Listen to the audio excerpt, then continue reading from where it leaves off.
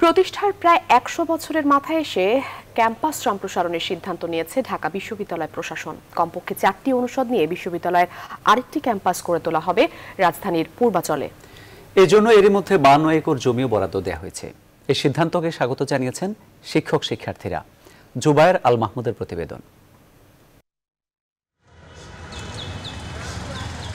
British ঔপনিবেশিক শাসনামলে স্বাধীন জাতিসত্তা বিকাশের লক্ষ্যে ১৯২১ সালের ১ জুলাই যাত্রা শুরু করে ঢাকা বিশ্ববিদ্যালয়। ৩টি অনুষদ, ১২টি বিভাগ, ৬০ জন শিক্ষক আর ৮৭৭ জন শিক্ষার্থী নিয়ে যাত্রা শুরু করা এই বিশ্ববিদ্যালয়টির সময়ের সাথে বেড়েছে কলেবর।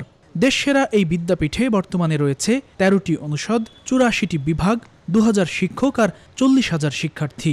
অপরদিকে বিশ্ববিদ্যালয়টি ৬৪০ একর জমির উপর প্রতিষ্ঠিত হলেও ১০০ বছরের ব্যবধানে বর্তমানে প্রতিষ্ঠানটির দখলে রয়েছে মাত্র ৩০০ একর জমি।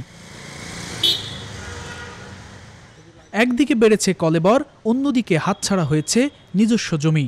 এ কারণে বিশ্ববিদ্যালয়টির নতুন অনুষদ ও বিভাগগুলোই স্বাভাবিক কার্যক্রমে যেমন গতি পাচ্ছে না, একইভাবে চালু করা যাচ্ছে না নতুন বিভাগ ও অনুষদ। পাশাপাশি হলগুলোই গাদাগাদি করে থাকতে হচ্ছে শিক্ষার্থীদের। এমন বাস্তবতায় রাজধানীর পূর্বাচলে বিশ্ববিদ্যালয়টির আপাতত ৪টি অনুষদ স্থানান্তরের সিদ্ধান্ত নিয়েছে বিশ্ববিদ্যালয় প্রশাসন। কোনোটা নতুনভাবে চালু করতে হবে, যেমন মেডিকেল ফ্যাকাল্টির কথা বললাম, এগ্রিকালচার ফ্যাকাল্টির কথা বললাম, এগুলো আমাদের নতুন করে ওখানে বিন্যাস করতে হবে। ইঞ্জিনিয়ারিং ফ্যাকাল্টি, আবহাওয়া বিজ্ঞান বিভাগ, তাদেরও কিছু বিষয় আছে যেগুলো ওখানে লাগবে। বিশ্ববিদ্যালয় প্রশাসনের এই সিদ্ধান্তকে স্বাগত জানিয়েছেন শিক্ষক শিক্ষার্থীরা। আমরা একটা সুস্থ সুন্দর ক্যাম্পাস চাই, যেখানে রাজনীতি থাকবে, অবশ্যই ছাত্র রাজনীতি, বাট সেটা যেন সুস্থ হয়।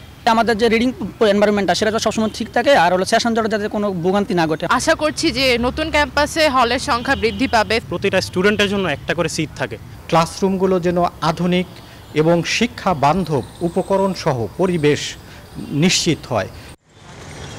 সব কিছু ঠিক থাকলে ২০২১ সালে বিশ্ববিদ্যালয়ের জন্ম শতবার্ষিকীতে পূর্বাচল ক্যাম্পাসের যাত্রা শুরু হবে বলে আশা করছে বিশ্ববিদ্যালয় প্রশাসন। জুবায়ের আল মাহমুদ, নিউজ 24, ঢাকা।